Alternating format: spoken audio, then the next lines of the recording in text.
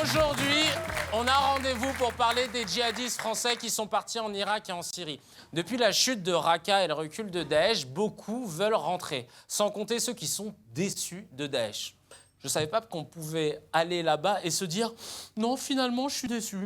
Sur TripAdvisor, il y avait 4 étoiles sur 5, là, déçu. » Et selon le ministre des Affaires étrangères, il resterait 500 djihadistes français encore en Syrie et en Irak. Et vous savez comment on reconnaît un Français chez Daesh? C'est le seul djihadiste qui veut faire une manif quand il n'est pas content. L'État islamique, il garde un côté français râleur. Voilà ce qu'on vous dit. Je vous donne des exemples, c'est assez ahurissant. Il y a ce djihadiste qui s'agace parce que le chef d'un service administratif ne comprend pas un mot de français. Un autre encore qui trouve inadmissible que les cadres de l'État islamique n'ouvrent pas d'école française, exactement comme un expatrié. Wow. Il n'y a pas d'école française. Mais il n'y a plus d'école, en fait. Regardez ce que Daesh en fait. Irak, 1500 écoles détruites par l'État islamique dans la plus vaste province du pays. Le projet initial de Daesh, c'est pas de construire des écoles. J'ai jamais entendu parler d'un terroriste qui se serait tué en criant « Il faut plus de moyens pour l'école oh !» Alors, le Figaro a recueilli plusieurs arguments avancés par les djihadistes français pour quitter Daesh. On vous a sélectionné nos 3 préférés. Voici notre top 3.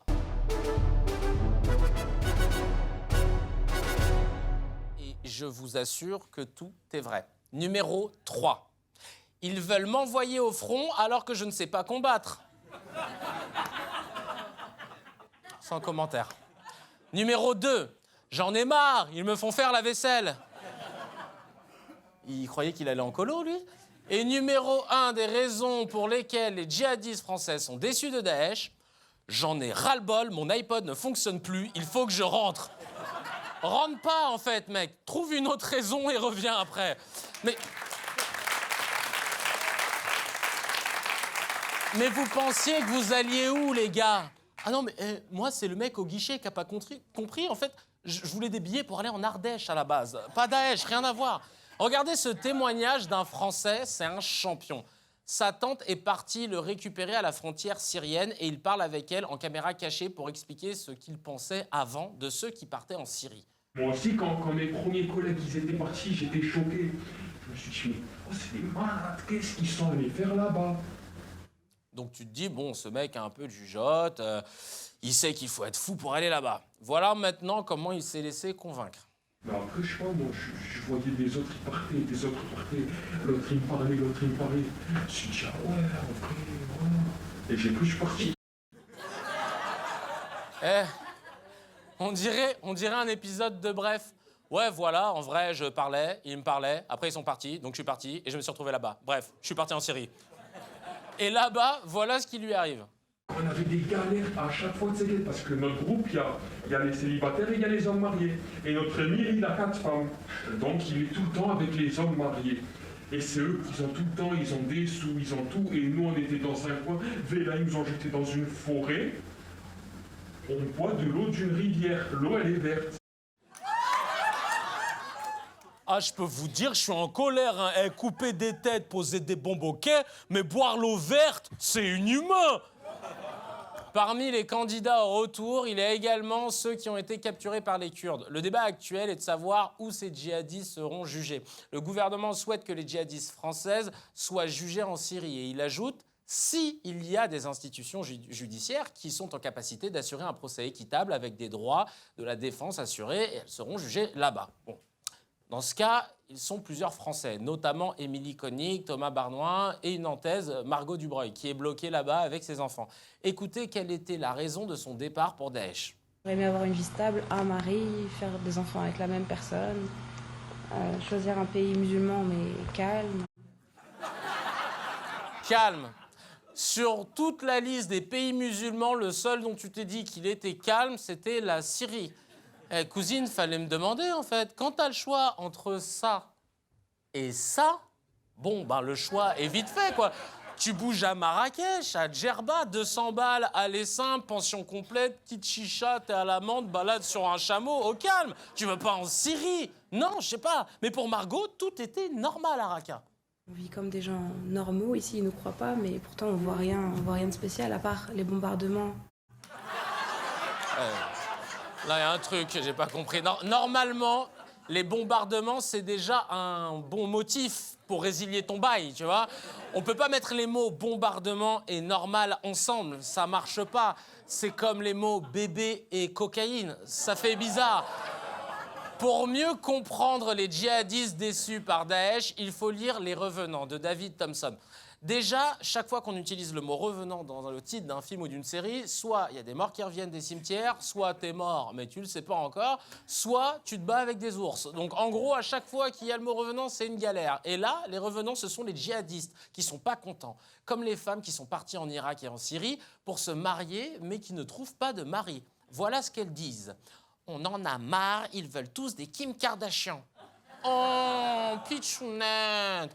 Je suis sûr qu'elle a songé à balancer le mouvement #balance ton porc chez Daesh. Mais bon, elle aurait perdu tout le monde sur le mot porc, tu vois. Donc, dans le livre, il y a aussi l'histoire de Nadia et de sa famille qui viennent de s'installer là-bas. Ils ont réussi à négocier pour avoir les chaînes françaises. Et c'est pas une vanne, hein. Voilà ce qu'elle a dit. On avait France 2, on regardait Nagui. La première fois qu'on a allumé, j'étais contente de voir François Hollande. Et quand t'en viens à être contente de voir François Hollande à la télé, c'est que t'es vraiment au fond du trou, tu vois. On a aussi cette jeune femme, Safia, qui est rentrée en France parce qu'elle était déçue du système de santé. Elle ne s'imagine pas accoucher sans péridurale. Mais Safia, t'es sérieuse en fait? Je suis sûr que quand elle est arrivée chez Daesh, ils lui ont dit de brûler ses papiers. Elle a dit « Je veux bien brûler mon passeport, mais tu touches pas ma carte vitale, frère. » Mais attention, même s'ils sont déçus une fois sur place, il faut quand même pas oublier qu'ils sont partis par idéologie. C'est ce qu'explique ce chercheur spécialiste du djihadisme. Beaucoup sont déçus de Daesh en tant qu'organisation, mais ne sont pas déçus du projet djihadiste, avant même de parler de repenti. Et ça, c'est quelque chose de très important, c'est qu'ils continuent de croire en la cause, entre guillemets. Donc pour résumer, et c'est très important, certains croient toujours à leur projet terroriste, mais ils préféreraient le faire les fesses au chaud dans un hôtel 5 étoiles. Bon, alors, pour les jeunes et les moins jeunes qui sont perdus, qui en veulent à la France et qui se disent « Ouais, de toute façon, ce pays ne m'aime pas, je me sens pas français », vous avez vu que tous ceux qui sont partis chez Daesh sont bien plus français qu'ils ne le pensent. Ils n'arrêtent pas de se plaindre. Les gars, vous êtes français pur jus. Il n'y a pas de doute là-dessus. Vous représentez même, sans le savoir, les valeurs de notre devise. Ben ouais, liberté déjà. Ils veulent être libres de pouvoir regarder les chaînes françaises et même Nagui sur France 2. Égalité, ils se plaignent que les hommes mariés aient plus de sous que les autres. Et fraternité, ils veulent être bien soignés et pris en charge par la communauté. Alors faites pas les cons. Je sais que c'est pas facile tous les jours chez nous en France, mais à quoi ça sert d'aller là-bas si c'est pour réclamer ce que vous avez déjà ici?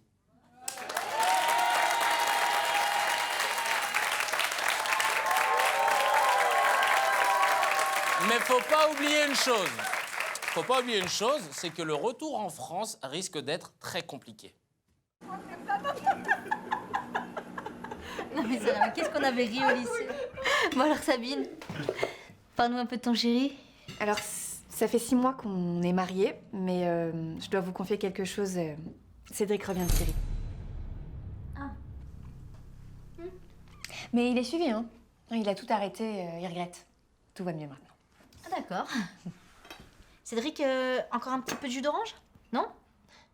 Ou autre chose? Je sais pas. Je sais pas, peut-être de l'eau? Ah, c'est gentil de proposer, volontiers. Un petit peu d'eau. Oui, Cédric ne parle pas aux femmes. Mais il essaie de changer petit à petit. D'accord. Et alors, Cédric, la Syrie, c'était comment? Candy vous demande, c'était comment la Syrie? Ah, c'est gentil de demander. La Syrie, c'est plutôt sympa. Mais là-bas, quand une femme parle à un inconnu, à un homme, on lui coupe la main. Non, je déconne.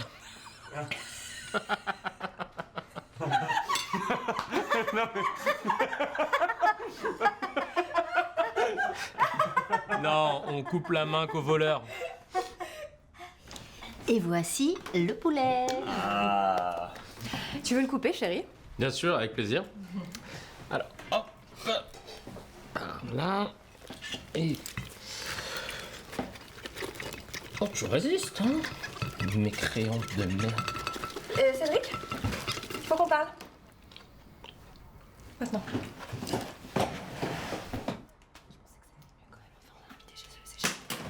Pardon, c'est mon téléphone.